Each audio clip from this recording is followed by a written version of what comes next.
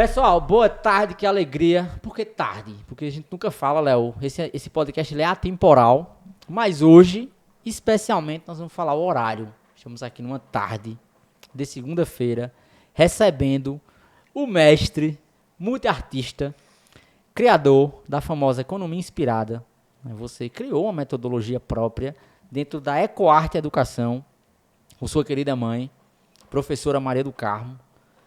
Leopoldo Nóbrega, o homem do galo da madrugada, o homem que veste o galo da madrugada, multiartista, embaixador da moda pela Vogue, o homem multicentenário que parece que tem 300 mil anos e vale até a música da Ovelha Negra, né, Léo? É, Né, isso Léo? aí, ó. Eu nasci há 3 mil anos atrás, não tem nada nesse mundo que eu não saiba demais.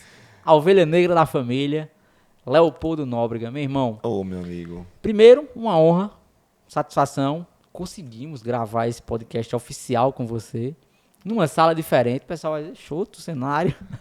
Para conseguir gravar com o Léo, eu teve que se montar um cenário específico para lhe receber. Irmão, vamos lançar junto, nos próximos dias, o Laboratório de Imaginação, Leopoldo Nóbrega, esse espaço multifaceta, onde a arte vai encontrar a criatividade e vai passear pela tecnologia para levar para crianças, adolescentes, professores, idosos, o mundo mágico da criatividade. Com você, né, que é esse astro, que é esse fenômeno. Se a gente fosse dividir a arte em futebol, Leopoldo seria Pelé. Esse, Kaique. Meu irmão, satisfação. Kaique, meu amigo, obrigado por estar aqui, pelo por tempo. essa oportunidade, por esse carinho, por essa gentileza que faz parte de você e da É do Futuro, né? Toda essa família do futuro, que eu digo assim, porque são várias pessoas que fazem esse timão grande aqui, para esse momento acontecer aqui. Tem uma produção gigante por trás, que vocês não têm noção. Então, eu estou muito honrado de estar aqui, de poder trocar um pouco dessa energia e fazer parte desse órgão, vamos chamar assim, desse grande organismo que é a É do Futuro, né? Que é exatamente esse espaço de imaginação. Do qual você é diretor também. Do qual eu sou diretor e estamos aqui estreando com chave de ouro esse momento aí que vem à frente. Então, que Deus abençoe. Então vamos dar logo um spoiler pro pessoal. Vamos. O que vem pela frente aí? Me diga aí. O que é que vem pela meu frente? amigo, você imagina que trabalhar a arte é um espaço de sutilezas e de profundidade. A gente está falando não da questão efêmera ou apenas estilística e estética. A gente está falando dos acessos humanos às experiências que são profundas e transformadoras dentro dessa cognição, dentro das relações de associação entre arte e ciência, entre arte e mundo, entre arte e políticas, né? Saber viver dentro do coletivo precisa de sutilezas. Então, o processo artístico ele é gigante dentro dessas conexões que ele se propõe, né? E são invisíveis. Então é muito interessante a gente ver que a arte está sempre associada a um momento mais pueril, mais banal, da experiência criativa livre. Né? E essa coisa descontraída da arte, descomprometida ou talvez difícil e inacessível para algumas pessoas. Sim. Mas a arte ela vai além disso, independente da gente saber ou não, ela é uma ferramenta potente. Né? Então esse espaço ele ativa tudo isso dentro da visão de uma educação para o futuro. Sim. Então veja que desafio gigante, fantástico e necessário. Então eu vejo como mais ou menos isso aí. É fantástico, a palavra, né, que usa aqui. O nosso guru ali, videomaker, é o organizador por trás do podcast, Denilson. Cara, ele até tá me chamando agora de Rede Globo, porque eu sou fantástico. Falo... Mas não tem outra palavra, Léo, não tem outra palavra para falar do que você faz e seja fantástico. Irmão, obrigado. Tem um princípio que rege o nosso departamento da arte aqui, que a arte como objetivo é elevar a alma humana. Perfeito. E já vamos começar provocando. Tranquilo. Onde foi que nós erramos, que a arte parou de elevar a alma e virou essa coisa meio maluca agora, que muitas vezes ela perturba a alma? Como foi que isso aconteceu, Léo? Cara, eu acho que antigamente, na Idade Antiga, né, quando a gente tinha os gregos e a cultura greco-romana trabalhando essa questão dos princípios, dos valores, da filosofia, talvez isso fosse mais próximo, né, de uma arte transformadora dentro desse universo. Talvez com a evolução, com a modernização né? As pessoas foram se preocupando com outros eixos de construção social e a arte ela ficou meio que... Isso é a minha forma de ver, tá? Eu acho que o ideal seria aquela cultura greco-romana do perfeito, da perfeição, e a falta da técnica distanciou isso. Então criou-se um medo da arte, né? Inclusive a arte contemporânea ela tem um outro papel dentro do que a gente está chamando aqui de arte. A gente está chamando de arte como uma linguagem integrada de expressão humana. A arte contemporânea ela busca, inclusive, se conectar a outros tempos, a outros problemas, a outros recortes específicos, e muitas vezes ela limita um olhar. Então, ela é diversa como um todo, mas ela é recorte, né, como individual. E quando a gente vê a arte como processo, ela mexe nas mesmas centelhas. A centelha da inovação, da autonomia, da criatividade, da identidade, né, das conexões individuais e coletivas. Então, esse tipo de processo, eu acho que ele foi apagado com o tempo. Né? Você vê que até 7 anos, 8 anos, quando a gente é criancinha, a gente brinca com arte. Eu acho que a palavra é essa. Depois disso, brincar não é coisa mais de pessoas, de adultos, muito menos arte. Ficou para trás a brincadeira e a arte, como sendo um território só. Então, pelo contrário, a criança nunca envelhece. Todos nós temos uma criança constante dentro da gente.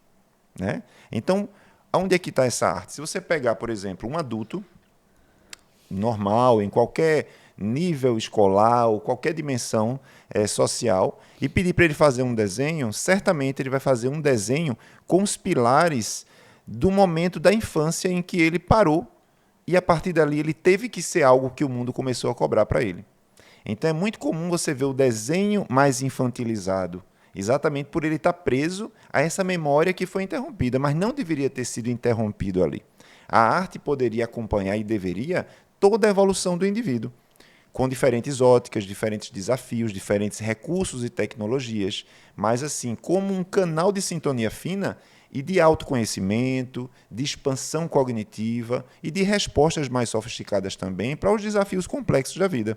Quando a gente fala de arte, nesse caminho a gente fala de cabedal de referências, a gente fala de técnicas, texturas, estilos, memórias, a gente fala de muitas coisas a partir daí. Então, eu acho que isso tudo ficou para trás dentro desse mundo contemporâneo louco, que a gente sabe que é o pós-expressionismo aí dentro dessa velocidade, e que precisa ser resgatada, mas de forma consciente. Né? Perfeito. Cara, que explicação, né? Que aula. Desculpa ser tão grande, é uma resposta Não, só, imagina, ela né? não tem como ser Mas menor. é porque ela é difícil, né? É uma coisa que... E outra, uma opinião. Pode ser que as pessoas também tenham outras opiniões aí sobre isso, né? Que E vem pela frente, vamos somar. já começamos assim. Ô, Léo, tu falou uma coisa interessante, que tu falou que perdeu a técnica. Em algum momento perdeu a técnica, e outra coisa também que chamou a atenção foi que a brincadeira e a criança também ficou para trás. Esse perdeu a técnica, seja mais...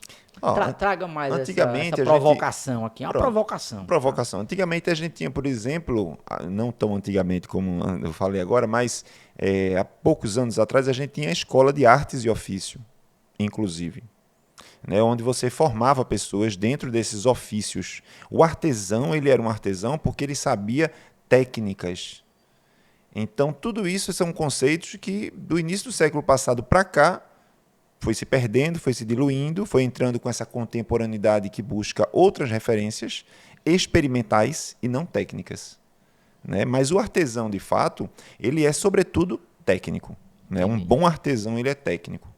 E um artista também precisa da técnica para se expressar de forma correta, seja qual for, ou na cerâmica, ou na madeira, ambas, né, em todas as linguagens, precisa realmente de técnicas de representação, o desenho, a tridimensionalidade, o processo de construção de tudo. Né? O pessoal pensa assim que arte é uma coisa que você vai fazendo assim do nada, mas você também precisa planejar, você precisa saber que experiência você quer, né, viver, para que você possa, desde preparar os materiais, a entender passo a passo o que está acontecendo e aprender com o processo.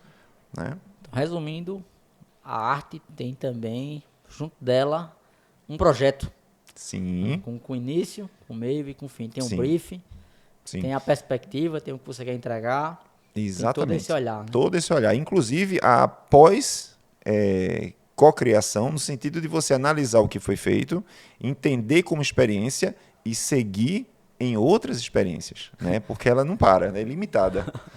Teve uma cena recente, não sei se tu viu, em algum desses museus aí famosos, que o menino tava, um adolescente, um grupo de adolescentes, pegou um tênis, botou lá no chão, tu viu isso aí? Não vi, não. Depois eu vou ver se eu resgato esse vídeo e te mando.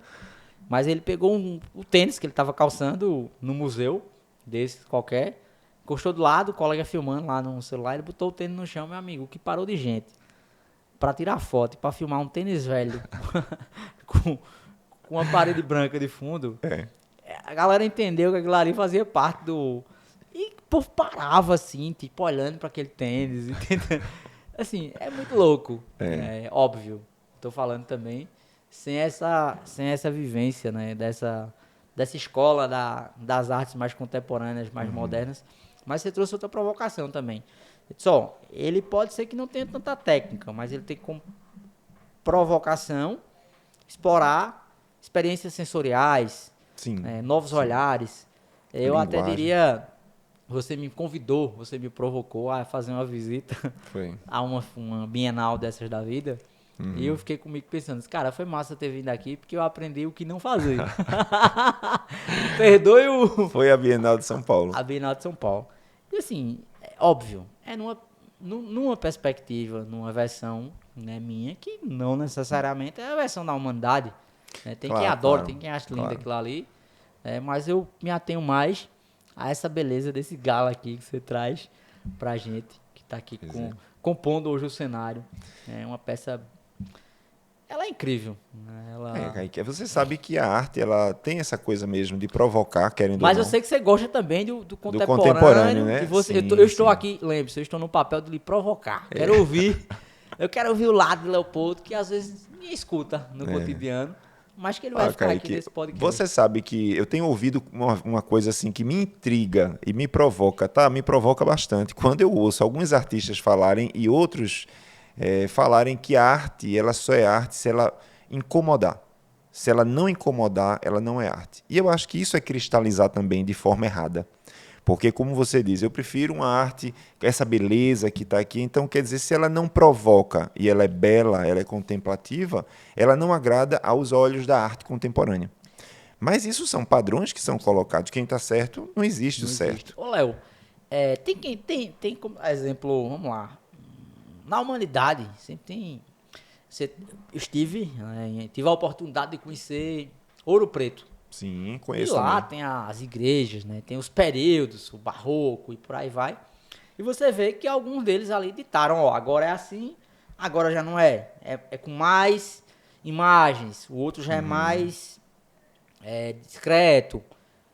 Essa questão da arte por trás, tem os jurados, tem as gerações, tem as pessoas que ditam a regra, que ditam a moda do que é e do que não é. Como é que funciona esse universo? Olha, traz aí esse pra... universo, então, ele vem se mudando também, né? A gente tem a contemporaneidade aí sendo representada pelos curadores. Certo. Que é Então tem a figura do curador por trás. Recentemente, né? Eu acho que, não sei, talvez de 60 anos para cá, mais ou menos, a gente tem a figura mais forte e crescente desse curador, que é exatamente para tentar contextualizar essas buscas e essas linguagens fora da caixinha que começou a ficar perdida dentro de um cenário experimental.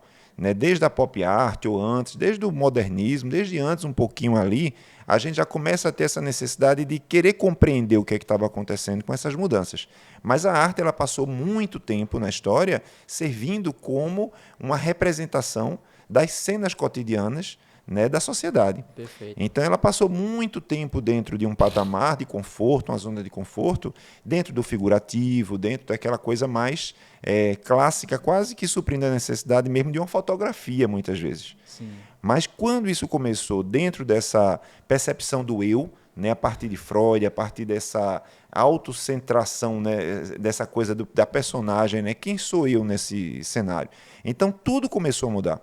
E a arte ela também começou a entender o que é que ela estava fazendo dentro desse cenário social, mundial, global, cada vez mais difícil de entender porque ele vai ficando maior. Hoje a gente está percebendo a arte numa dimensão quântica. Então, assim, tudo isso ela começa a interagir. Então é natural que a arte também represente o seu tempo, né? Quando a gente vai e começa a expandir os horizontes do ser humano, a arte ela vai junto também. Então a contemporaneidade ela está indo buscar exatamente o que conflita, né? E nada mais complexo do que você se conhecer. Sim. Né? Existe um oásis aqui dentro que é para poder a gente tentar identificar que dores são essas, que sensações, que sentimentos, que cores são essas que me vêm à vista. Então, a arte começou a se preocupar com essa relação, ou com essas relações do indivíduo para com o seu cotidiano, o seu tempo, de forma muito mais instigante. Porque a dor é de quem tem, né? A gente brinca muito com isso. Então, assim, para você pode ser que uma janela quebrada te toque e te deixe profundamente sensível. Sim. E pode ser que para uma outra pessoa um castelo dourado pode deixar extremamente sensível. E pode ser que para outra pessoa seja a quantidade de guerra no mundo deixe ela em pânico e extremamente sensível. Então, os inputs são muito diferentes. Quando você vê uma Bienal, ela é fruto das pessoas que estão em volta pensando a Bienal, porque a Bienal também é um recorte, ela não é o mundo das artes, ela é um recorte do mundo das artes. Perfeito. Então, E os curadores ela não se é quem resume recortam. à arte, né? Não, ela é arte, ela fala sobre arte. Ela fala sobre arte, mas ela não é a arte em si. Não é toda a arte do mundo. toda a Ela arte, é o sim. olhar curatorial de quem fez aquela Bienal. Perfeito. Inclusive, a gente tem várias bienais e quinquenais, trienais no mundo que resolvem exatamente, de forma muito trabalhosa, juntar visões críticas, né, e expressivas do mundo inteiro para que, de tempos em tempos, possa ter ali um panorama. E o panorama, em geral, nas artes, está muito ligado a conflito, a guerra, questões de gênero, questões raciais. São as dores do mundo contemporâneo. Então, essa arte, de fato, a tendência é que ela não seja tão bela, ela seja muito mais provocativa, desconstruída, né, in progress, mais uma vez falando essa palavra, porque é em processo mesmo e não é o fim. Entendi. Né? Então agora faz sentido, né? Pouco Você mais, consegue né? chegar Vamos tentar, lá né? e entender, Falar sobre arte aqui, contemporânea. Então aqui eu não estou aqui para contemplar, né? Eu estou aqui para me confrontar, né? Tem que incomodar, né? Assim que eles disseram, né? Tem que incomodar. Eu acho que depende. Acho que tem pessoas que se incomodam com coisa. Lá na Bienal tem que incomodar. Ali tem um propósito assim de lá tem incomodar. Um propósito por trás que incomodar. Ô, Léo, e quando você olha assim para essa técnica, né, que você trouxe para a juventude, para essa nova geração de artistas, para o menino, para a criança, para o adolescente, como é que funciona? Porque hoje eu acho que realmente os grandes artistas desse cenário que eu trago, mais conservador, né, mais com esse olhar do belo, estão envelhecendo. Né? Boa parte deles já não estão mais entre nós. E outros não deixaram discípulos, não formaram seus discípulos. O que fazer? Será que teremos uma geração futura? Provocação, tá? Sim. Aqui a gente está antecipando tempo. Nós somos a Pensando, escola né? do futuro. Sim. Vamos esquecer de todas as técnicas, vamos dormir agora, vamos todo mundo pro contemporâneo. Daqui a 10, 15 anos vão olhar pro lado e dizer, cara, precisava de alguma coisa bela. Vamos voltar no tempo? Será que vamos voltar lá atrás, resgatar artistas que tiveram esse olhar mais contemplativo da coisa, ao invés desse olhar mais provocativo? O que é que tu tem percebido nesse cenário aí? Kaique, eu acho que a gente sempre vai olhar para trás como referência. Referência é referência, né? São momentos de inspiração ou talvez pontos de partida de reflexões e de caminhos, né? Então, referências sempre são bem-vindas. Mas os problemas contemporâneos, atuais e do futuro, eles virão. Perfeito. Então, assim, é inevitável que a gente tenha realmente um manancial de referências futuras, inspiracionais do contemporâneo, que sejam realmente bem diferentes do que a gente imagina hoje. A gente está falando, no mínimo, de inteligência artificial, de processos aí tecnológicos que são fora da nossa compreensão, incluindo aí outras dimensões espaciais que estão começando aí a ter realmente ocupação, protagonismo dentro desse cenário de dúvidas e curiosidades do mundo. Então, tudo isso são ingredientes.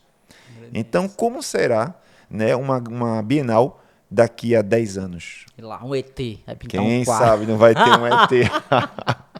Os alquimistas estão chegando. Lá em Varginha já acontece há muitos Varginha, anos. pois já está aí, materializado, Ó, você vê. Varginha já antecipou o futuro das Bienais. Eles não foram lá porque não quiseram. Pois é. Ô, Léo, mas é muito legal esses temas, porque são temas pouco debatidos, Sim, né? sim. Tem se taxado também, né, dos dois lados. Agora lembrando novamente de Ouro Preto, as provocações que tinham, que quando pintavam-se aquelas igrejas, depois você vai lá ver a história, os anjos pretos, né, os anjos negros, representando as pessoas negras que não podiam entrar nas igrejas, que ficavam lá de Sim. fora.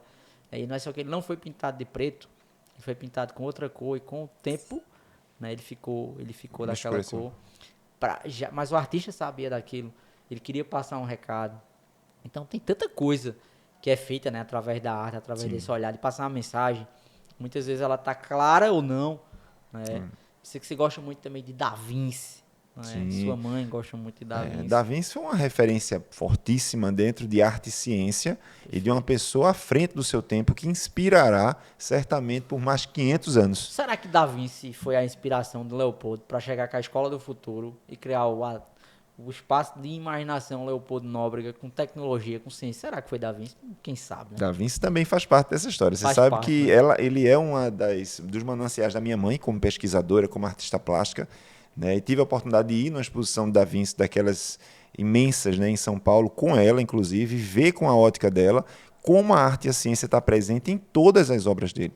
O cara realmente foi um gênio, né, e mostra como a humanidade tem a explorar dentro do seu repertório de criatividade, né, de inspiração e de experimentação também. Porque eu acho que a experiência ela é a chave do negócio. E é isso que a gente quer fazer aqui, hein? Vamos experimentar muito. Quem me conhece, experiencializar, né? Quem me conhece sabe. Eu tenho amigos, por exemplo, que já me disseram recorrentes assim: mas Leopoldo, você é impressionante como tudo para você é experimental, porque as pessoas querem uma fórmula de alguma coisa. Você tem fórmula de processo, mas você não tem fórmula de resultado. O resultado ele tem que ser vivenciado, reestudado, avaliado e continuar. Então, por exemplo, o meu envolvimento no polo de confecção foi muito essa coisa da experiência. Você tem um laboratório industrial de moda que eu pude ter a oportunidade de me pós-graduar dentro do jeans, dentro da moda, trabalhar para Magazine, entender as dores e a delícia de um polo de confecção do segundo maior do Brasil, que hoje entra em declínio por uma questão de mudança mesmo de visão da moda no mundo. Então, hoje, produzir moda já não é uma coisa tão boa, tirando o aspecto de que ela emprega, que isso não pode ser a justificativa máxima. Todos os processos precisam ser mudados, inclusive os valores do consumo consciente, da responsabilidade ambiental, da rastreabilidade de todo esse impacto. Então, você vê um ciclo imenso, mas de forma ativa, experimental, né? Então, para mim, fazer moda, fazer cerâmica, fazer cenografia, são oportunidades de a gente trabalhar a dimensão da experiência com aquelas linguagens. Então, por exemplo, quando eu venho na do Futuro e a gente tem um espaço para experimentação e para desenvolvimento, é tentar entender como o futuro que chega através dessas mentes brilhantes dessas crianças, porque elas têm um HD diferente aí. Elas já estão no momento, elas entraram no mundo já analógico, já digital, né? Eu venho do analógico para o digital, elas já chegam dentro desse digital e precisam ter a referência do analógico. Então, como a gente pode trocar tinta dentro desse intercâmbio de experiências, né? Eu com essa trajetória, eles com esse desejo, nós com essa visão do futuro, que por enquanto é uma visão imaginada, né? O futuro é sempre imaginado, mas só que o futuro já é o presente. E como a gente se prepara para isso tudo? Então, assim, quando você provocou essa coisa de como vai ser essa próxima geração, como é que a gente interage com isso, eu acho, né, dentro das minhas antevisões aí, que a questão emocional ela está cada vez mais sendo percebida como importante, né? A gente é uma máquina extremamente complexa. Se a gente não tiver compreendendo como essa máquina funciona, a gente não pode operar esse voo. Só que tem um detalhe, essa máquina, quando chega de Papai do Céu, não vem com manual de instrução. A gente tem que escrever, andando nessas linhas do tempo, o nosso manual de uso, né? E de desuso também, porque quando a gente aprende ou a gente muda um comportamento, um conceito, a gente deixou de usar algo que não serve mais e a gente está mudando. Então, vê que máquina complexa. É um manual de instrução em movimento. Então, a gente precisa, sobretudo, se conhecer. E a arte, ela pode ser um acesso interno, né, psicológico, dentro desse autoconhecimento. Então, eu aposto muito nessa dimensão, que é o que a gente chama de arte-terapia, para uma esfera quando ela é terapêutica mesmo, ou pelo menos como princípio da arte-terapia dentro de uma facilitação dos processos experimentais. Do Né? qual você é especialista, Do pós-graduado em exatamente. arte-terapia. E tem Finalizando esse ciclo aí para que a gente possa apresentar isso realmente como um trabalho de pesquisa, né? Inclusive a importância do ateliê arte terapêutico. Né? Esse é o minha tese aí dentro desse recorte. Então, a importância desse espaço disruptivo de experimentação. O que é que tu tem percebido, Léo, com essas provocações desses ateliês de arte terapêutico? Qual o principal insight assim, que tu tira dele, né, nas tuas vivências, nas tuas experiências práticas? O que é que te chamou mais a atenção, que tu era tão óbvio que tu não tinha percebido ali? Poxa, caramba, como isso é legal. Kaique, eu acho que o medo de ousar e de experimentar é uma coisa que me surpreende, porque eu nunca experimentei isso. Eu nunca tive esse medo de experimentar. Mas eu fui fruto de uma mãe e um pai que montaram para mim um ateliê criativo, né, desde criança, e eu brincava com arte. Então, quando a tinta derrama e você sente o que é que fez, e um papel, e um recorte, e um material, isso vai expandindo a sua capacidade de resolução, de lidar com as dificuldades do problema, de contorno, de tudo isso aí a gente está testando dentro do processo artístico. Então, foi uma coisa que para mim foi natural. Mas quando eu lido com outros grupos e eu vejo como eles ficam com medo de botar a primeira pincelada ou inseguro do resultado, não querer mostrar a sua produção, às vezes não querer aceitar, ou às vezes o contrário, se surpreender como foi capaz de fazer aquilo. Né? Então, você percebe que essa validação através da autocrítica, né, ela é muito importante, porque ela de fato constrói. Né? Você só pode ter uma visão crítica quando você desenvolve os seus modelos mentais. E a arte ela ajuda muito a você perceber seus limites, suas superações, né? E dentro de um processo de expressão. Então, cada um tem um mundo imagético que ele está dentro da cabeça do indivíduo.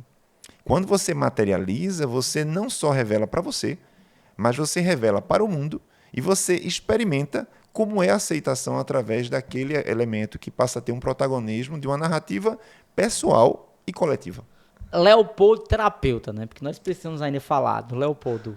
Tem que voltar lá pro pouca gente sabe ainda disso, Leopoldo né? da moda. O Leopoldo do barro.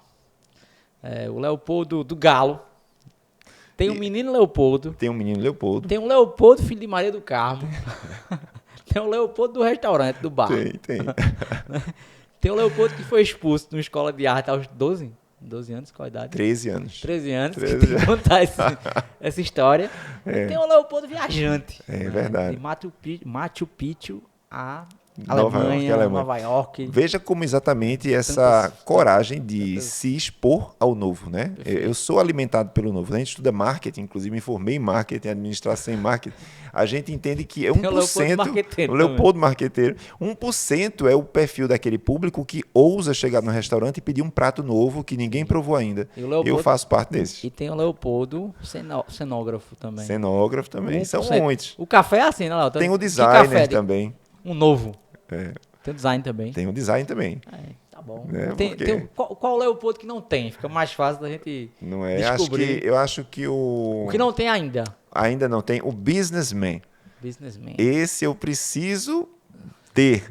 Essa chave, expandir. Por quê? É importante a sustentabilidade, é importante você também perceber como as potências elas podem ser comunicadas, comercializadas e também validar nessa abundância, nessa prosperidade em outro nível. Então, isso eu já aprendi com alguns amigos meus, inclusive você.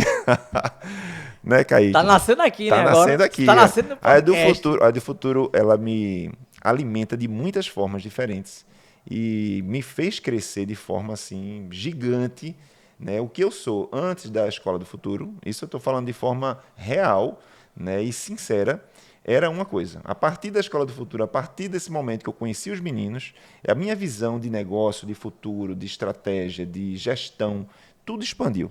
Então, você sabe, Kaique, o quanto vocês são responsáveis por esse meu amadurecimento nessa esfera. Então, são muitas esferas aí que a gente precisa desenvolver, crescer e compartilhar, né?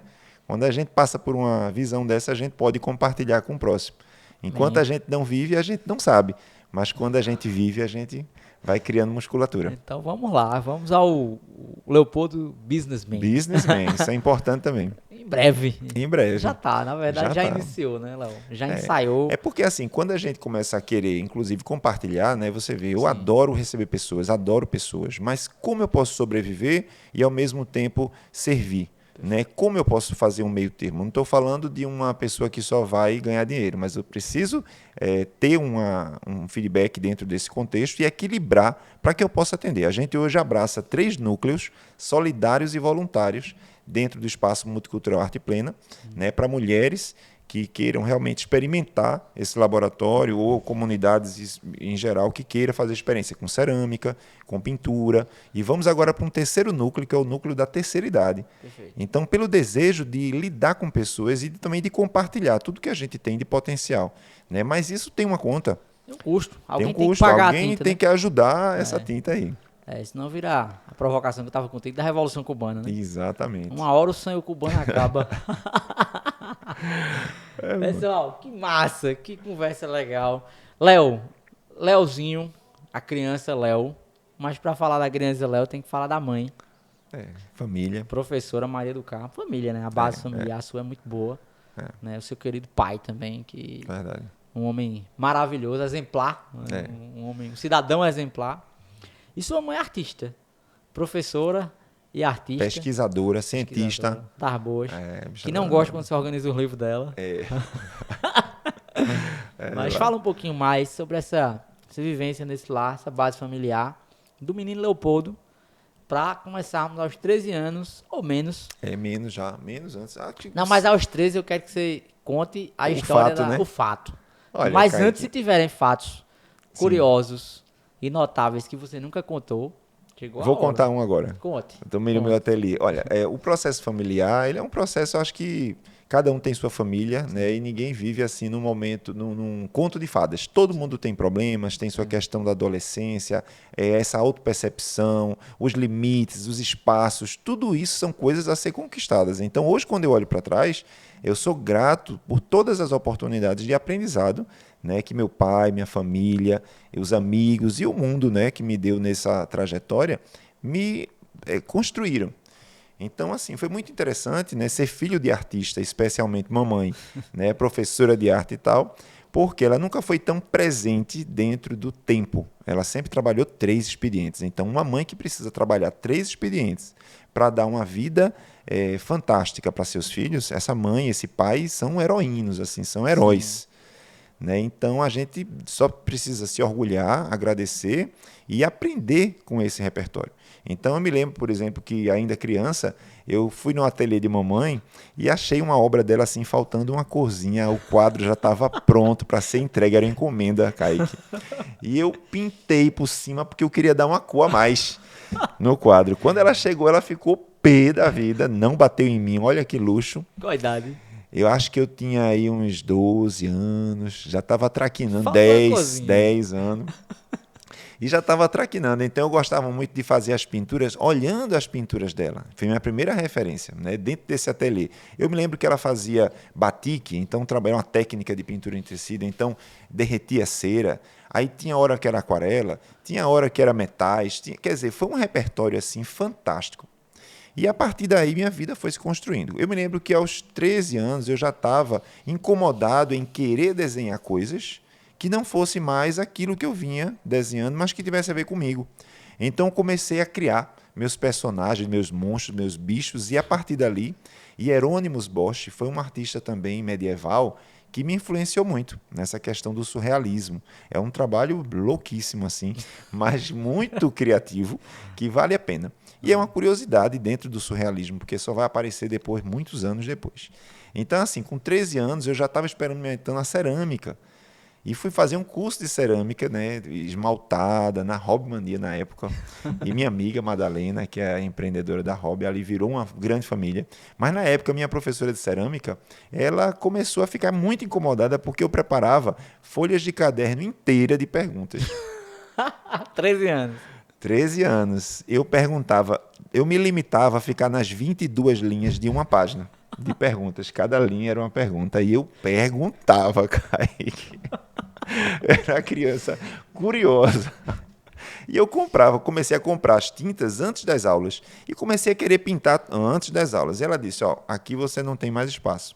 Você precisa ir embora, porque quem é desse jeito, quem é muito assim, acelerado, no final da vida, termina não fazendo nada. Eita, E acho que ela olha hoje e diz, rapaz. aí o que acontece? As alunas do curso foram pedir para poder ela não me tirar do curso. Mas, enfim, eu fui expulso Expulso. do meu primeiro curso livre de arte cerâmica. Certo. Também tranquilo, né? Aluno Tranquilo. super tranquilo, 22 perguntas Aí, por aula. Por aula, Testava experimentalismos totais. E aí fui para uma outra pessoa chamada Helena Pinto, que foi na época Nasca, né, cerâmica, e que foi uma pessoa que, mesma idade que eu estava, ela me olhou de forma diferente. Ela disse assim, o que você quer saber é muito mais profundo, você vai sentar nessa mesa aqui.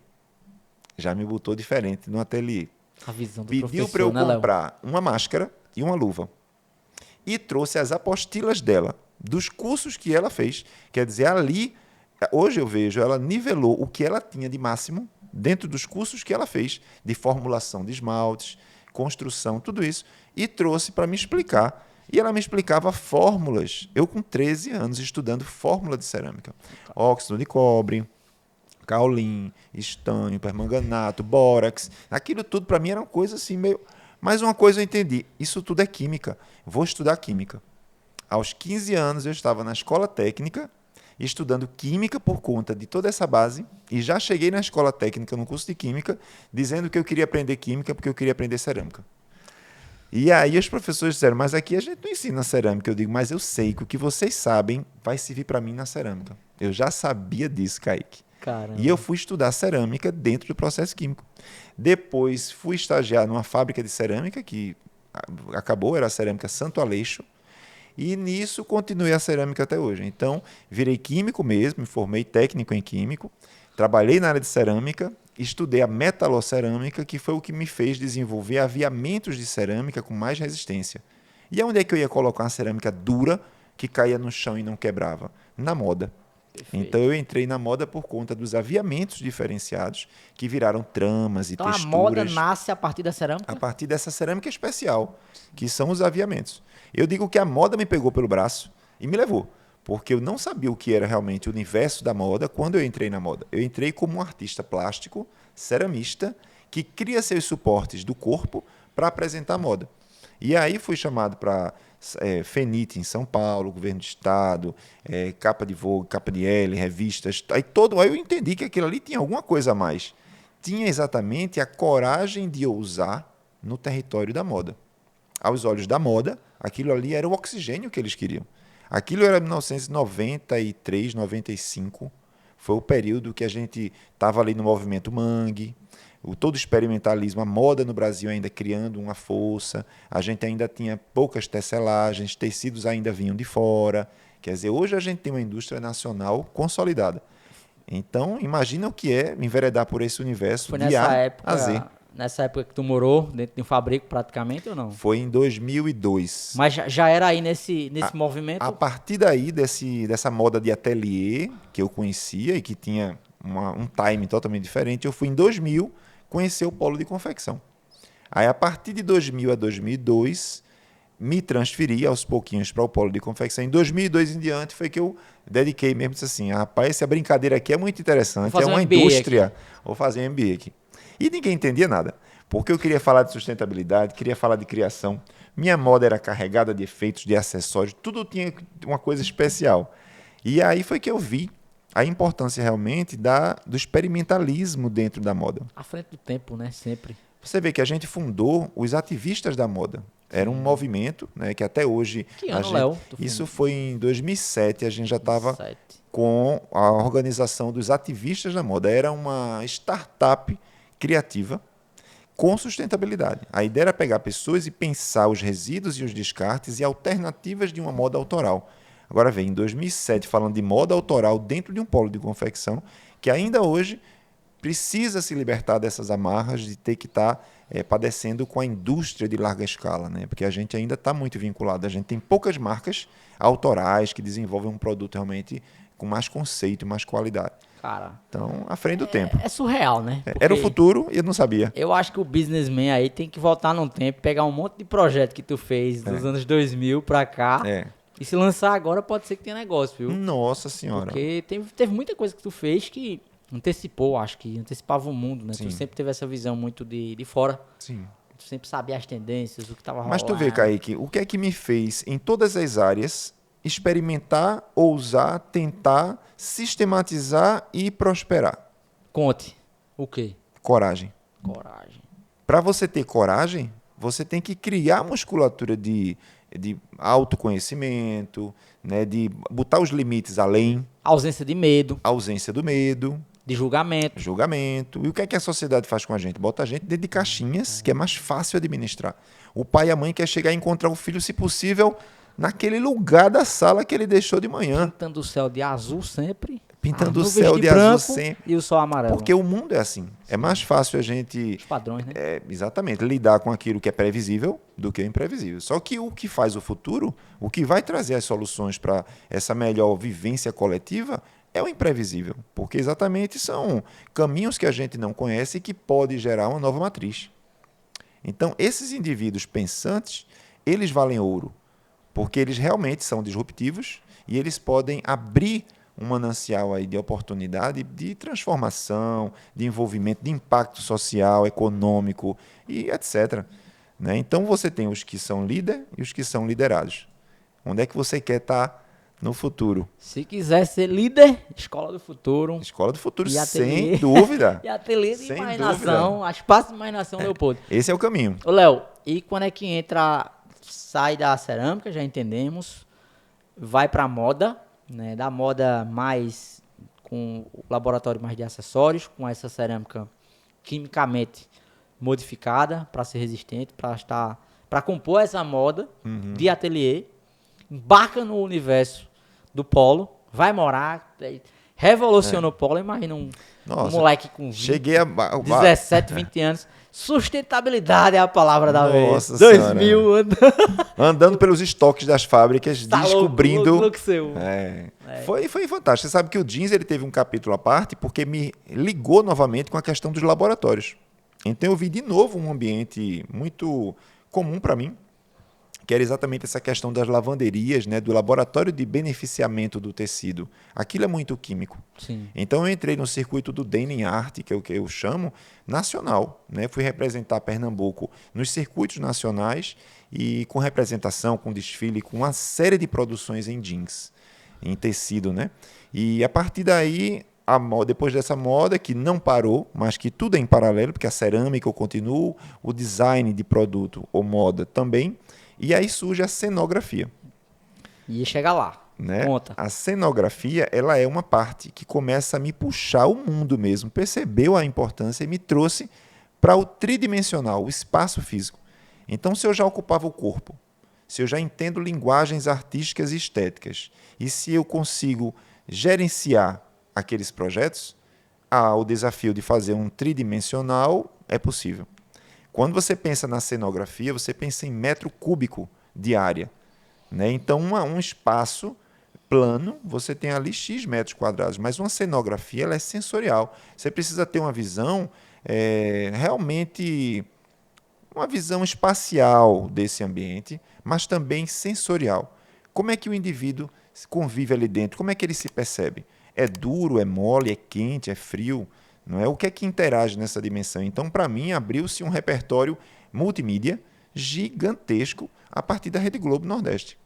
Antes da Rede Globo, eu tinha feito uma cenografia. A Rede Globo viu essa cenografia e mandou chamar esse cenógrafo.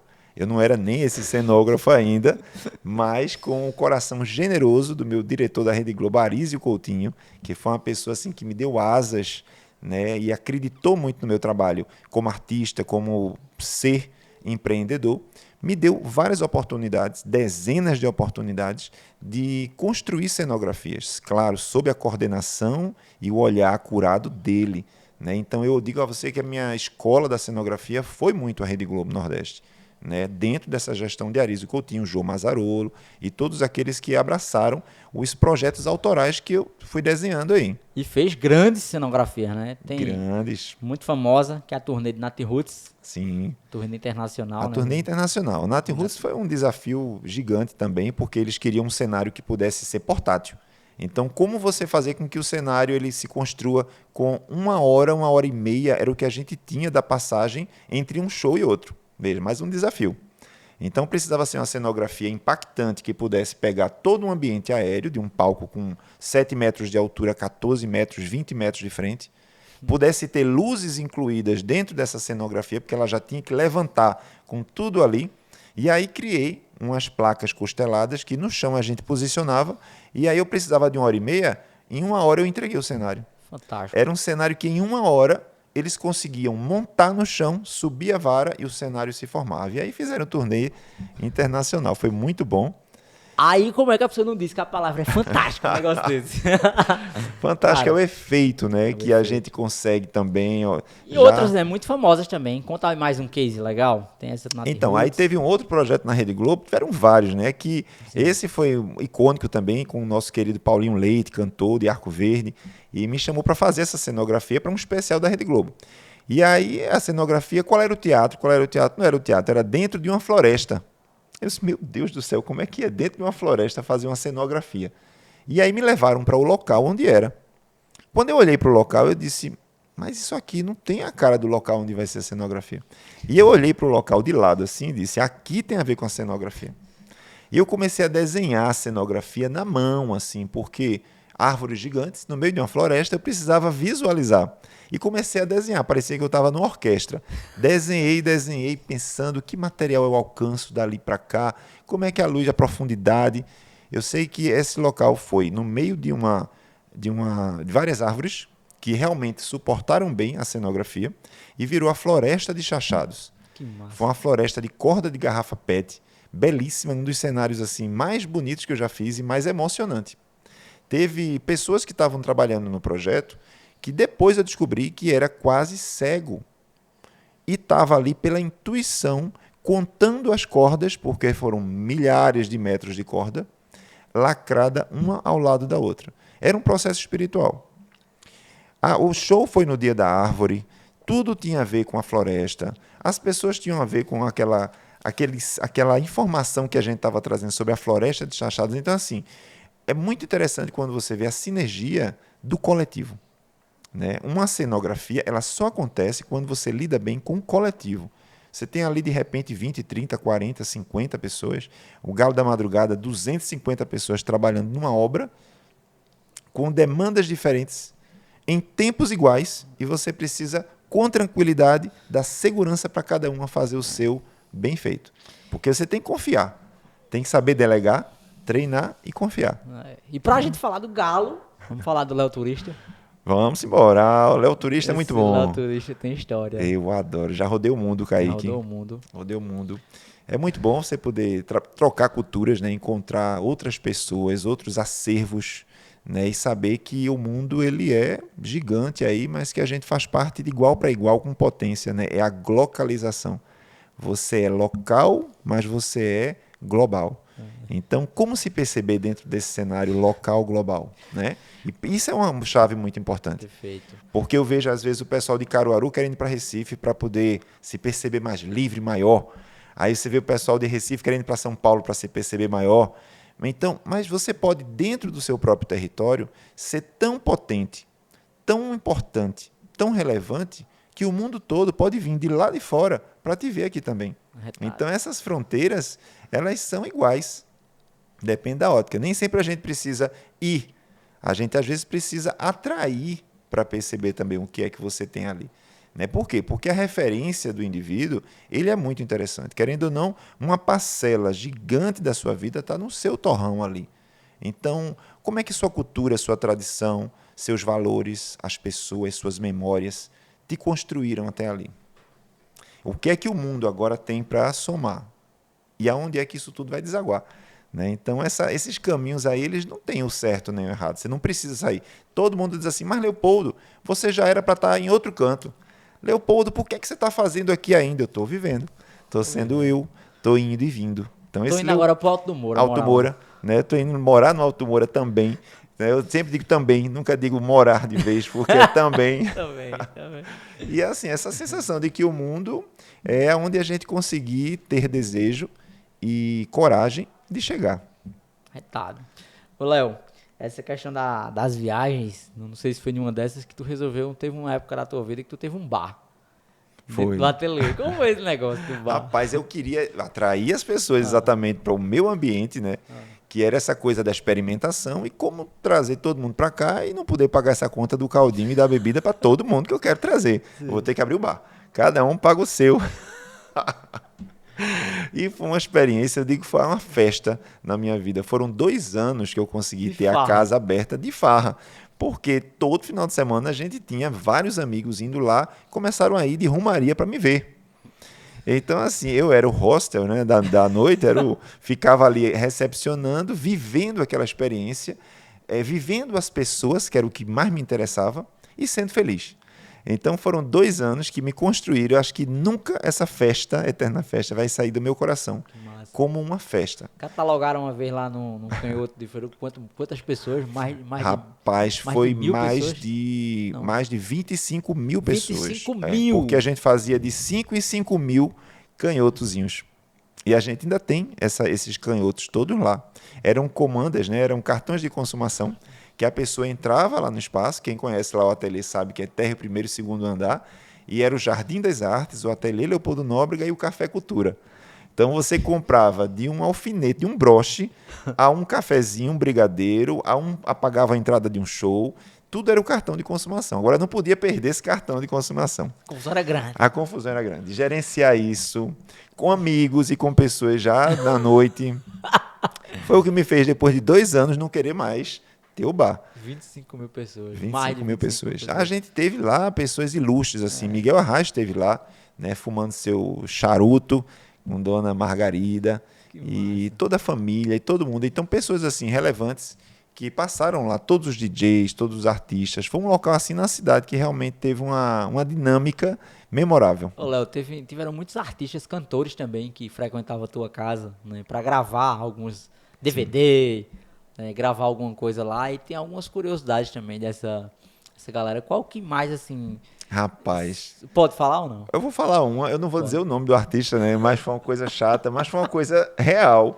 Porque naquela época já tinha problema de som alto, né? Sim. Olha que hoje ninguém pode fazer mais som de jeito nenhum, mas naquela época até que podia um pouquinho mais. Só que tinha uma banda que foi fazer um show lá e o pessoal tocou muito alto, mas estava tão alto que parou o DIRCOM na porta, parou a polícia, parou todo mundo e disseram baixe o som. E eu fui para a banda e pedi para a banda baixar o som, mas o pessoal lá tocando queria nem saber o que é que eu estava falando.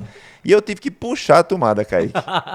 Então, literalmente, eu puxei a tomada do som. A banda ficou daquele jeitinho, né? Querendo me comer o fígado. Mas eu consegui não ser preso por causa e nem prender a banda, né? E nem prender a banda.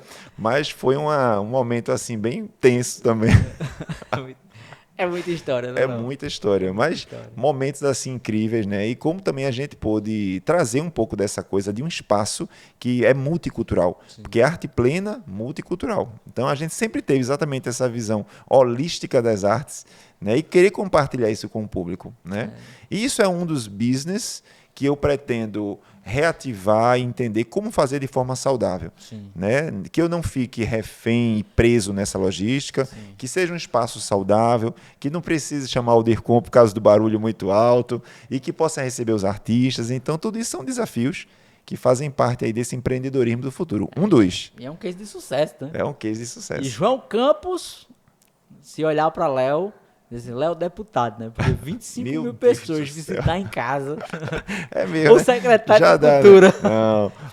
A minha política é a arte, viu? Minha política é a arte. É verdade. É a arte, a arte é a educação. Você serve mais à sociedade, né, fazendo o que você faz, do que estar ali isolado. Com... Acho que... Já tivesse alguma passagem pública, Léo? Não, nunca tive. Já tive alguns convites, né? Mas não aceitou. Mas não aceitei, porque eu sei que realmente o que eu faço de melhor é isso. É a mão na tinta, é a pessoa, é o olho no olho, é a brincadeira, a experiência de você aprender de forma leve, né? E a política eu acho que ainda tem um peso muito grande nesses procedimentos, né? Que muitas vezes a gente tem que lidar e você ter que lidar. Né? Formalidades, Formalidades, né? que não é... Que ela não vem junto nessa embalagem do artista, né? Exatamente. Eu O acho que eu sou mais nesse disruptivo. E até poderia fazer um trabalho, mas precisaria estar com uma equipe que fosse muito para frente, para que realmente pudesse abraçar ideias positivas, ideias transformadoras e realmente comprar realmente projetos que pudessem ser transformadores. Perfeito. E na política você tem uma madrinha lá em Recife, né? Que está abraçando muitos projetos teus. Tu sempre tem feito coisas boas lá. Fora o Galo, obviamente, Sim. que a gente vai falar sobre o Galo, como é que nasce Sim. o Galo. Mas tu tem feito algumas coisas também, alguns movimentos, algumas artes para a cidade. Fez recentemente a escadaria. Sim, a escadaria do Morro da Conceição foi um trabalho social lindíssimo. Ali, né? Ele foi junto com Flaviana Gomes e toda a equipe da Secretaria de Inovação Urbana da Prefeitura do Recife, que tem feito um trabalho realmente incrível. Né, você acessar a comunidade, entrar na casa do morador, né, prometer e cumprir, que é isso que eles estão fazendo. Quantos moradores ali, Léo, do entorno? Rapaz, eu não sei, mas a nossa oficina pegou em torno de 65 pessoas. É muita gente. É muita gente. Da comunidade, né? Que construiu ali com suas próprias mãos a escadaria. O projeto foi uma cocriação, né? A gente tem 16 patamares e aí como fazer essas obras de arte? Ouvindo a sociedade, pegando as sugestões dela para o que é que elas querem validar em cada patamar de degraus dentro dessa homenagem. Então a gente teve Nossa Senhora, teve Padre Everaldo, as rezadeiras, os batuqueiros, o samba, as quadrilhas. Você imagina quanta potência contada a partir de uma obra de arte. A história do morro, né? A história do morro, que virou um roteiro de turismo criativo. Que massa. Hoje o turista ele sobe o Morro da Conceição e cada patamar ele tem um morador ou um brincante do morro que vem contar um pouco da história dentro desse circuito que Fernando, do Entre Altos, que é um guia turístico de lá, está proporcionando. E gerando renda. Gerando renda de forma inovadora, criativa, através de potências. Né? Tá demais. E Léo do Galo? Então, o Galo foi um desafio... Como é que foi essa história? Porque, assim, Léo não nasce Léo do Galo, né? Não. Não nasce Léo do Galo. Tem a polêmica do Galo. Né? Teve um tempo que... Quer um galo diferente, começaram aquela polêmica na cidade. Foi. Né? Jornal, Rapaz, isso foi em 2018 para 2019. A gente fez em 2019, mas começou a trabalhar em 2018 com aquele galo que estava daquele jeito. Era atirei o pau no galo. O pessoal tava querendo meter o pau no galo, mas virou brincadeira e virou mesmo. Acho que ali eu fiquei olhando e disse, meu Deus do céu, a humanidade está perdida, porque as pessoas terem o prazer de pegar um ícone da cultura e falar mal, escarnar e falar e meter o pau. O artista... Mas não era falar mal, é porque assim... Podia de fato, não podia falar bem. É porque é o seguinte, podia ser que o Galo fosse contemporâneo, e a gente não entendia. Ele era provocativo, Léo. Ele era provocativo. Por demais. Isso, ele passava uma mensagem contemporânea de alguma coisa que a gente não entendia, né? E a sociedade, como eu, leigos, queria o Galo belo. Né? Olha, eu não vou nem olhar desse para trás, mas eu vou dizer que daí para frente o desafio chegou.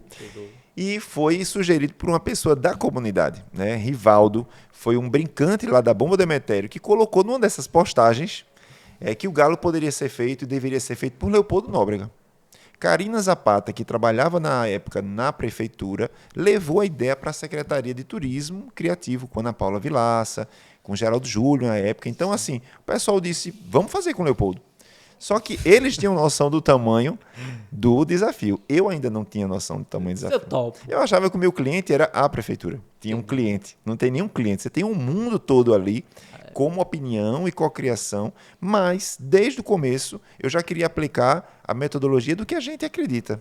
O trabalho coletivo, a narrativa, esse storytelling com propósito, né? E foi o jeans de Toritama vestindo o galo, as joias do Alto do Moura pintando, né? O barro do Alto do Moura pintando as joias do galo. Então foi um galo que ele surgiu como um avatar de um desejo realmente patriota, territorialista, mas também sobre o artesanal feito à mão.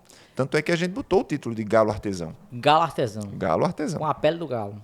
com a pele do galo, famosa pele do galo. virou essa pele do galo porque a gente vestia o galo, mas ela era aquela estrutura geodésica do jeans, Sim. com aproveitamento, que antes de ser o galo, dentro dos laboratórios criativos, ela era uma peça de moda. Tu já usava aquela referência. Já usava como moda, já desenvolvia como moda. Então você vê a importância de você laboratoriar, né, caminhos para que você depois possa aplicar isso com mais segurança, com mais consciência. Então, assim, fazer o Galo da Madrugada em 2019 e ver, né, ao vivo as pessoas do começo querendo meter o pau e depois falando bem, o Galo agradou, agradou. Não, o Galo tá bonito. Pô, o Galo tá bonito. Cara, você viu, o Galo ficou bonito. Foi tão interessante ver isso. Eu senti assim uma potência gigante do que é hoje em dia você estar na boca do povo, porque a opinião pública, a mídia, dentro de um território digital que a gente vive, ela é avassaladora. Sim. Né? É tudo ou nada. Então eu peguei o nada e a gente viveu a transformação dessa opinião até o Galo sair na capa do jornal do Diário e do Comércio como Galo Sustentável agradou. Isso para mim foi interessantíssimo. A palavra sustentável estava associada ao Galo. E a palavra agradou. Agradou também. Né? Então, assim, a missão foi cumprida e a opinião pública, o feedback... Interessante. Há 10 anos atrás, mais ou menos isso, tu tá lá no espaço da moda ali, no polo, mas sem as pessoas entenderem o que era sustentabilidade.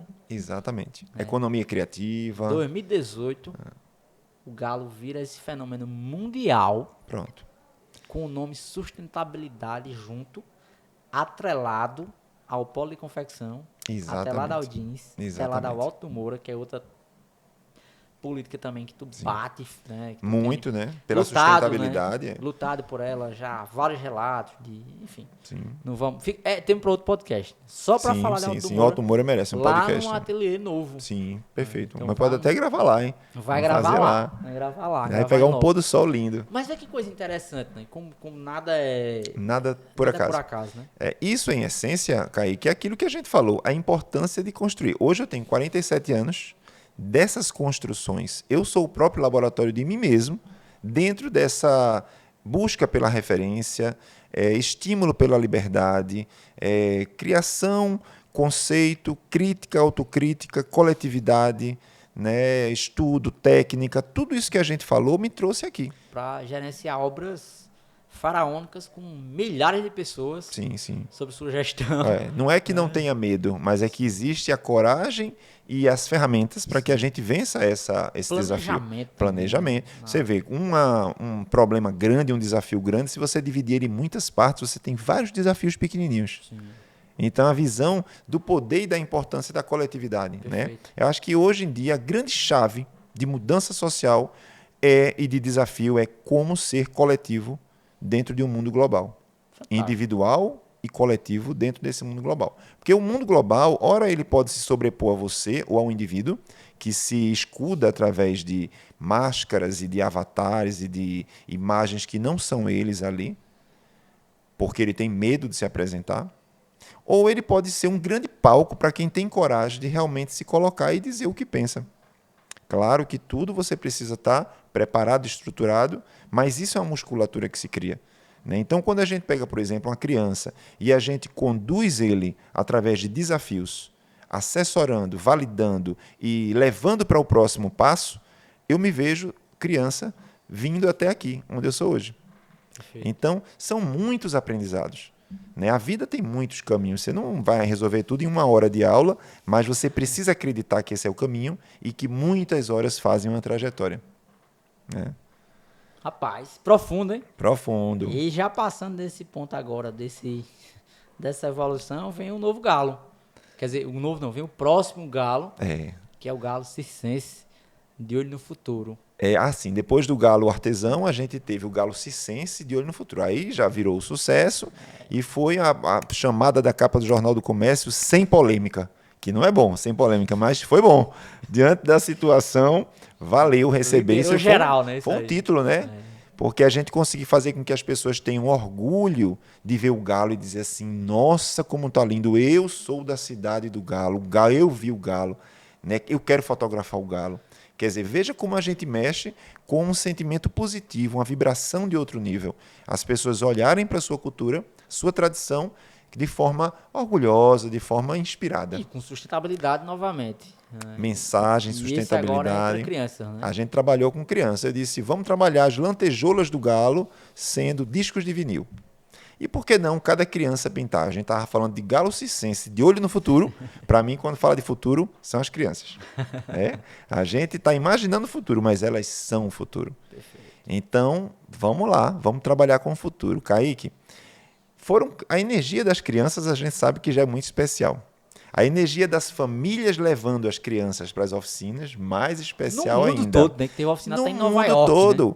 A gente deu oficina em Recife, Salvador, Fortaleza, Salvador, São Paulo, Minas Gerais, Rio de Janeiro. E aí um grupo de Salvador, que foi o pessoal do Quabales, resolveu fazer simultaneamente em Nova York. Marivaldo estava lá, o grande mentor do Quabales, e disse, vou fazer essa oficina aqui também.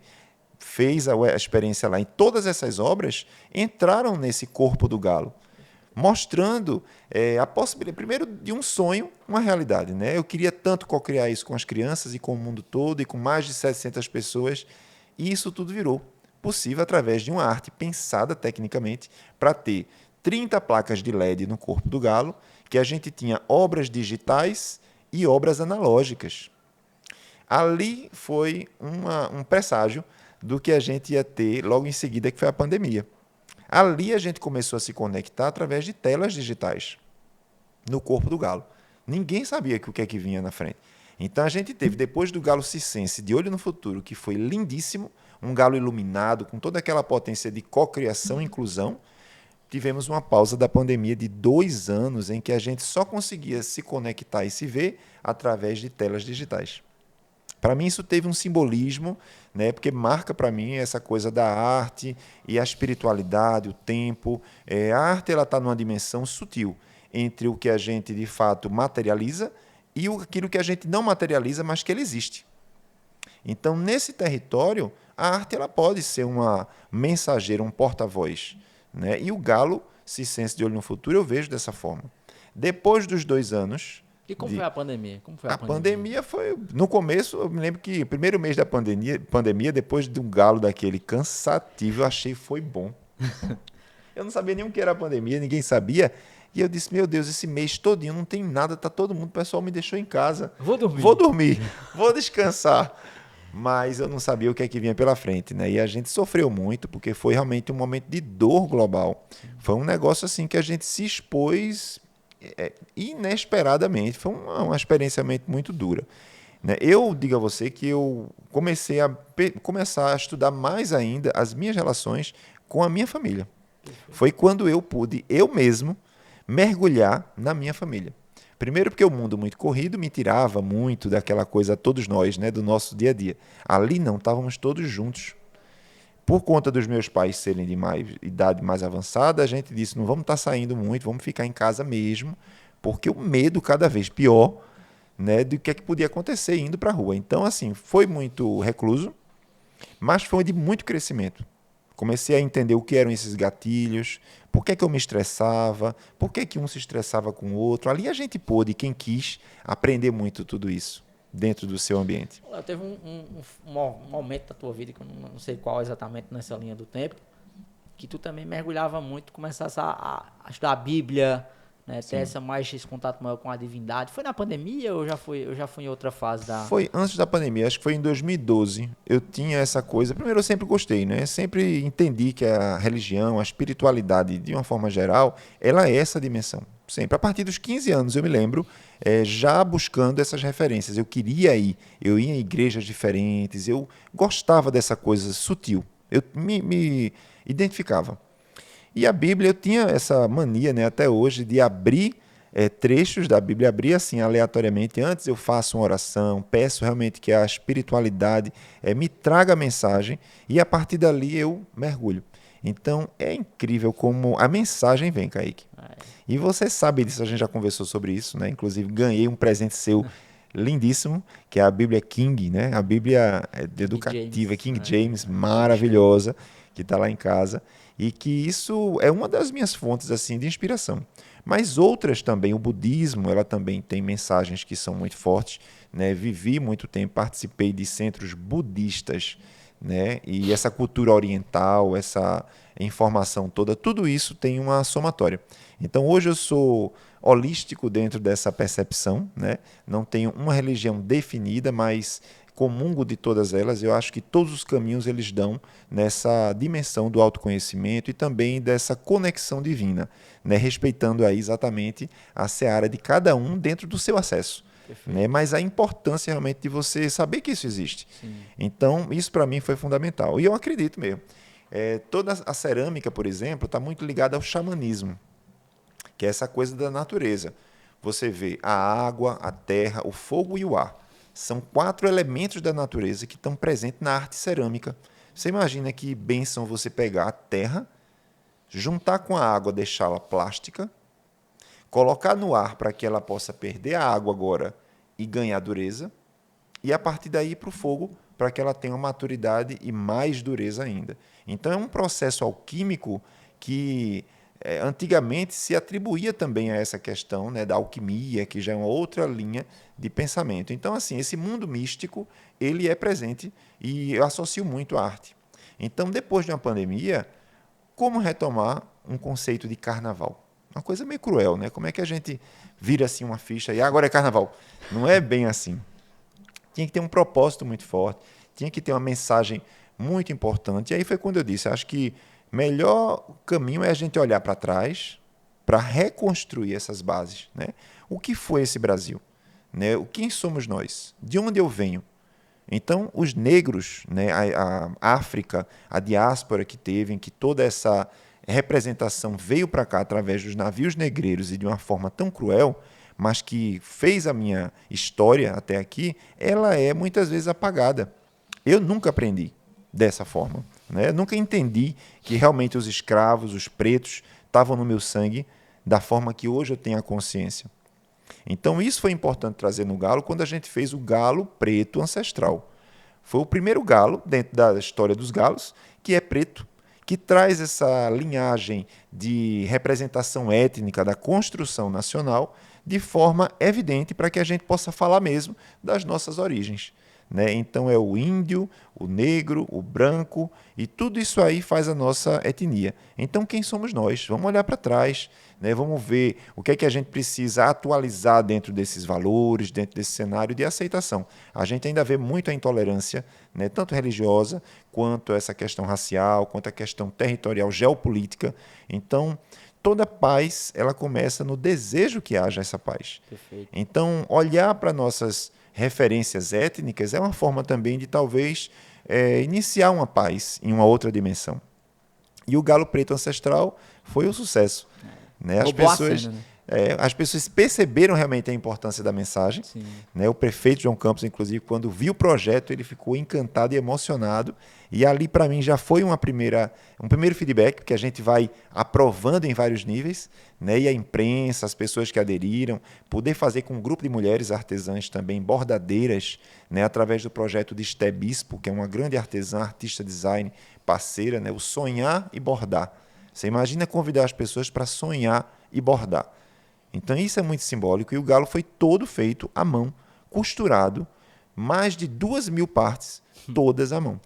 Eu só consegui com mais de 150 mulheres dedicadas em várias oficinas que a gente conseguiu dar, com o SESC, com o SEBRAE, junto com a Verda Comunicação, Impacto Social. Foi muito interessante. Foi um trabalho assim inusitado que fortaleceu ainda mais as metodologias, né, que a gente utiliza, de ecoarte educação, da professora Maria do Carmo, e também do empreendedorismo dentro dessa gestão coletiva.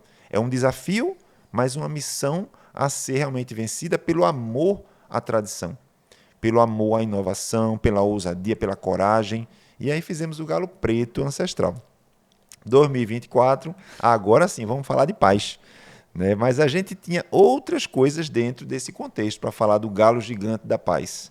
Né? Então a gente pegou a ideia do manto tupinambá, que era um patrimônio nosso, né, do indígena brasileiro, que foi expatriado e levado para o mundo, e nesse ano 2024 foi devolvido do Canadá para cá. Então eu disse, opa, a gente já falou de uma parte da etnia, vamos falar de outra, porque a gente fecha aí um ciclo, pelo menos, de informação. Isso é uma coisa, e o galo também começa a ficar mais velhinho, vamos começar a entender aí como é que a gente pode falar da terceira idade, que é tão importante também. Né? Você sabe que eu fiz um trabalho, meu trabalho de estágio supervisionado da pós-graduação em arte e terapia foi no Compaz, Eduardo Campos, junto com um grupo de terceira idade, das mulheres de terceira idade de lá. E olha o quanto eu aprendi com aquelas mulheres. Primeiro que ali elas têm coragem, ânimo, são guerreiras e são criativas. E todas elas se surpreendiam e diziam assim, mas eu sou capaz de fazer isso, eu gostei tanto, eu me vejo nisso. E eram técnicas de aquarela, de colagem, de pintura, de modelagem. Então, assim, a terceira idade é inevitável. Né? Falar de futuro do presente é exatamente a maturidade. Então, essas dimensões de respeito, né, de carinho, de identificação e de reconhecimento de potência, está também na terceira idade. A terceira idade é potência. O oriental ele já é acostumado a respeitar e validar os seus anciões, aí, seus velhos. Né? A gente aqui não tem muito essa cultura. Né? A cultura ocidental ela traz essa coisa do descarte, sim, do utilitarismo. Né? Só serve enquanto é útil. Né? A visão máxima da virilidade, da juventude, tudo isso não é bem assim. Né? A maturidade, que é exatamente isso que a gente fala da experiência, ela é valiosíssima. Então a gente precisa ter um carinho a mais. Né? Uma pessoa com mais idade ela tem uma dificuldade maior de locomoção, de memória, né, de habilidade motora. Então ela começa a ter outras necessidades dentro dessa sociedade canibal, né, da velocidade, do hipermodernismo. Então como trazer eles também para esse epicentro? E aí o galo gigante da paz fala dos nossos ancestrais indígenas, fala também da terceira idade e fala da capacidade de cocriação mais uma vez. Isso é o que a gente fez com a terceira idade. Né? A gente fez não só com um grupo de mulheres, mas homens, mulheres e terceira idade, dentro dessa experiência de pintura das penas do galo. E a referência também teve também a questão da renda, né? Da Renascença. A renda Renascença que a gente trouxe também. Os índios do Manto Tiveram Tupinambá. oficina em Não, alguma aldeia? Não. Esse ano a gente fez um trabalho com o pessoal os Pancararus em Caraibeiras, que fica em Itacaratu, né, interior de Pernambuco, sertão. E eles foi quem fizeram as franjas da paz, que foi as franjas que ficaram na perna do galo, adornando as cores dos continentes, vermelho, azul, amarelo, preto, verde, né, e com as franjas brancas sinalizando essa paz global. Então, feito pelas nossas indígenas artesãs, né, descendentes ali diretas, né, e de forma assim tradicional, porque a gente tem as redes como sendo um elemento simbólico do artesanato, né, da cultura e também do empreendedorismo. É um polo têxtil de Pernambuco lá. Pernambuco muito bonito. Um país, né? Nossa Senhora. Pernambuco é um país. E o desejo é cada vez mais a gente pegar essa potência de Pernambuco, né, em localidades diferentes e poder trazer tudo isso para o galo. O galo é uma oportunidade de projetar a coletividade, mas também a potência da tradição, desenvolver caminhos, processos, técnicas diferentes, estudar como a gente pode buscar alternativas menos impactantes para o ambiente. Você vê que a gente usa lona de outdoor para revestir todo o galo. Tudo ele é de lona de outdoor. O plástico que a gente usa é um plástico que já é descartado. Né? A gente chegou a 90%, resíduo. Chegamos a 90% de materiais descartados do galo. Cara, fantástico. Isso é uma cultura. Agora dá mais trabalho, né? Dá. Porque o descarte ele não tem ali manual também para dizer o que é que você vai fazer quando um banner não for mais um banner. Não diz. Então você tem que saber, estudar laboratório criativo. Geralmente ele não é descartado bem embaladinho, né? Não, guardado, limpinho, cheiroso. É um sistema, né? A gente sabe que quando a gente começa, quem é que vem primeiro aí? Aí diz assim, mas não adianta eu separar minha embalagem em casa porque eu boto, o carro de lixo leva e mistura. E quando o carro de lixo estiver pronto para levar de forma correta? Quando é que você vai se educar? Você vai estar pronto? Você vai estar pronto? Então, Perfeito. A gente tem que mudar a sociedade aos poucos pela formação realmente crítica. né? Individual e coletiva, Já começa mudando pelo carro do lixo, né? pelo carro do lixo. Não é o carro do lixo, é o carro da limpeza. O carro da limpeza. Então, O do lixo somos nós. o colaborativismo também. Você vê, as pessoas começam a se organizar para dizer, me interessa o óleo, me interessa a lata, vou passar no seu condomínio para pegar só o que for plástico. As pessoas começam a, né, pagar essa conta assim junto dessa dificuldade que é gerenciar um resíduo. Entender, a sua dinâmica foi perfeita, porque não adianta ser cobrado o carro da limpeza se casa não tá... Como é que vai ter o carro? Quem vem primeiro aí, né? Quem A vem educação primeiro, é um né? processo coletivo, É um processo constante. coletivo. Né? O carro é um processo, né? O carro, na verdade, o carro é um meio, né? Os seres Exatamente. humanos é que devem ser o fim. Exatamente. Cara, surreal. E o que esperar para 2025? Finalzinho de 2024. Será que eu vou dar esse spoiler? ainda. Vamos dar esse spoiler. Pode, será que pode? Rapaz, eu vou tentar não dar muito, mas dar um pouquinho de spoiler. Olha, eu acho que depois de tudo isso que a gente viu, né, é muito importante que a gente mergulhe ainda mais em nós mesmos. Perfeito. Mais do que os outros Então galos. devemos esperar algo sobre nós. Algo sobre nós. Mais do que os outros galos, vai estar presente eu, você, Fernandi, Tony, Maria do Carmo, Germana. Todos nós vamos estar representados de forma bem objetiva. É um super spoiler. Não posso falar mais. Eu sei que deve estar confundindo a cabeça de todo mundo aí. Curioso. Mas a gente vai mexer bastante com a sociedade, vai trazer para um momento de reflexão necessária sobre esse papel, sobre como a gente vai realmente lidar com essa realidade que vem, né? E também provocar com alguns materiais novos, que vem aí, materiais incríveis. Tecnológicos, artesanais, upcycle também, né? Descartes inusitados. Tá chegando aí descartes que ninguém imagina que a gente vai usar. Opa! E a beleza é garantida. Isso aí eu garanto. Não taca o pau no galão, né? Não. Vai ser mais um ano de orgulho, de honra e que a gente possa realmente fazer desse galo um símbolo, um marco de transformação social, né, econômica, ideológica, conceitual. Flexível, né? Sim, sem dúvida.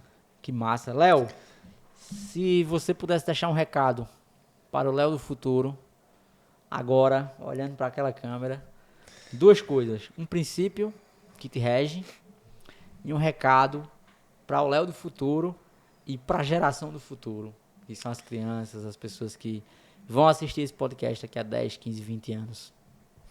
Olha, um princípio que me rege é a equanimidade. É uma palavra diferente, né, pouco usada, mas que mostra a importância de você se colocar no lugar do outro, mas também entender a importância de que se é bom para mim, que seja bom para o outro. Né? Acho que é uma coisa bonita e verdadeira e simbólica. Né? Nunca vai ser bom se não tiver bom para todo mundo, sabe? Eu acho que é uma coisa, essa coletividade mesmo. Né? A gente não vive sozinho, essa bolha não é saudável. Quando essas bolhas estourarem, né, desses mundinhos isolados, as pessoas vão querer se conectar e vão ter essa dificuldade. Então, já se preparar para essa coletividade, né, como interagir de forma equilibrada e equânime dentro dessa prosperidade global. Né? A gente sabe também a importância dessa relação com o planeta Terra. Então, acho que, mais do que nunca, é hora de pensar nessa mãe Terra, né? Nesse espaço onde a gente vive. Quando a gente conseguir alcançar o pensamento de que o planeta ele depende de nós, a gente já está falando de coletividade há muito tempo. Então, a coletividade ela não está dentro da casa, dentro da sala de aula, na rua. Ela é o mundo, ela é o planeta, ela é fora do planeta. Então, essa relação interdependente de respeito, de amor, de troca, né, de união, tudo isso é uma coisa que acho que vai ser a chave do futuro para sempre. Né? A sustentabilidade de relacionamento, não só do meio ambiente, do ecossistema e dos materiais descartados, como a gente hoje ainda está associando essa palavra, mas a sustentabilidade de relacionamentos. Né? É muito importante quando a gente conquista e desenvolve a confiança, né? O respeito, o amor, o carinho. Então, são princípios, são valores que eles são construídos de forma coletiva. Né? A gente não compra isso, a gente não estabelece que a partir de agora isso existe. Então, como desenvolver inteligências emocionais para que a gente possa construir um mundo mais equânime? Eu acho que isso aí é uma mensagem para o futuro e, sobretudo, sugerir, né, e pedir para que vocês experimentem, né, experimentar o novo de forma consciente, buscar entender os caminhos e viver ativamente, não deixar o tempo passar, né, mas passar pelo tempo de forma coerente e buscando realmente respostas para toda essa passagem que é nossa vida dentro dessa curta experiência que é a vida na Terra, né? Então a gente sabe que tem alguns seres aí que duram 100 anos, 200, 300, nós demoramos menos, então a gente tem que aproveitar. Quando a gente pensa, já é 30 anos, daqui a pouco 50 anos, daqui a pouco 80 anos.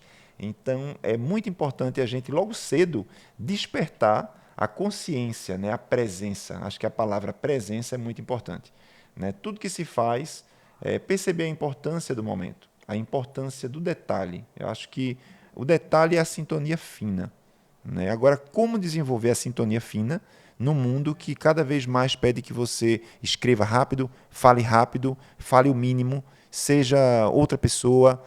Como fazer essa sintonia fina aflorar?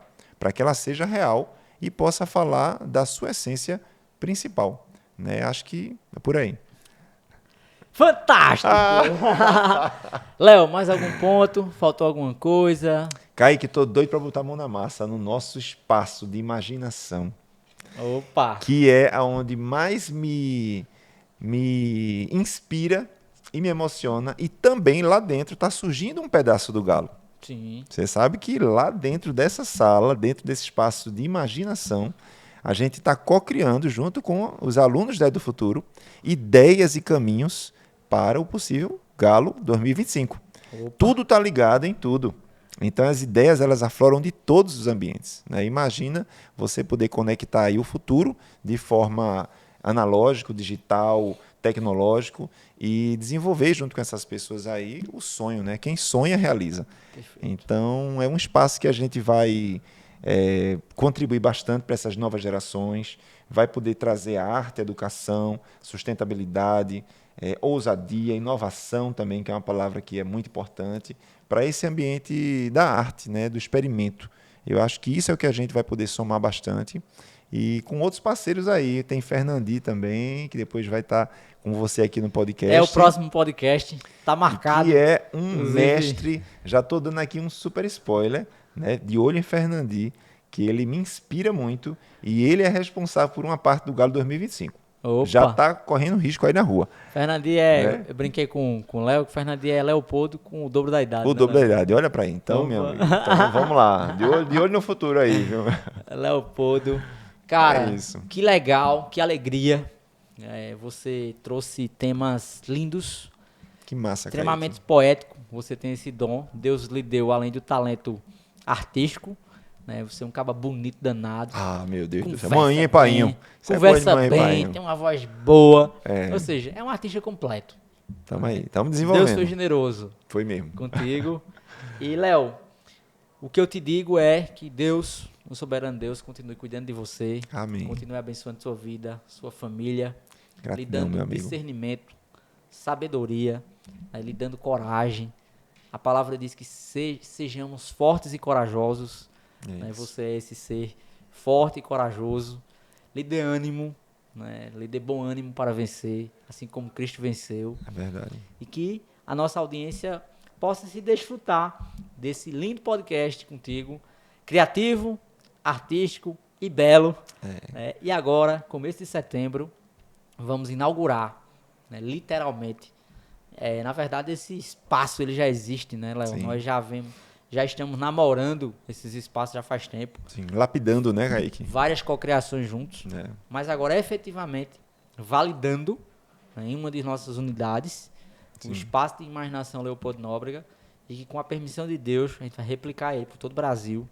Olha que luxo, minha Todas as gente. unidades do Instituto. E onde, não só do Instituto não, né? Perdoe. Todas as franquias do grupo Sim. e todas as unidades de Instituto e de serviço público que nós temos um pé junto, vai no mínimo um recorte do Laboratório de Imaginação, assinado por Leopoldo, para levar essa coragem, foi a palavra que você mas usou ela aqui. Coragem de inovar. Coragem de inovar. De ir para frente, né? De Sensibilidade. olhar o futuro. Amor, paz. E eu percebi que você já viajou por todos os cenários. Sim. Né? Começou com as crianças, depois foi para os idosos, para as mulheres, para os negros, para os índios. Então o Galo, ele é a representação coletiva de todos nós, desse arranjo de pessoas. Afinal, Léo, esse é o nosso chamado. É assim, pessoa, CPF, né? Eu fui chamado, você foi chamado para um propósito maior. Sem dúvida. Nós estamos aqui na Terra, se nós acreditarmos no ID, né? Na verdade não é o ID, é o indo. Indo por todo canto, pregando, levando esperança, exorcizando. Porque quando você leva arte, leva cultura, você exorciza. Sem dúvida. Você leva luz, você leva luz para um ambiente que é trevas. Né? Então, que essa esperança, que essa sensibilidade possa tocar ainda muito, muito, muito, muito mais pessoas. E que esse podcast seja um caminho, seja só uma centelha do que vem pela frente. Que esse espaço de imaginação Leopoldo com a Escola do Futuro. Amém, Kaique. Valeu! Obrigado, meu amigo. Tamo junto. Mais um pra conta! Uhul! Gratidão! Gratidão. Coração do Brasil em teu seio, corre o sangue de herói rubro veio, que há de sempre o valor traduzir.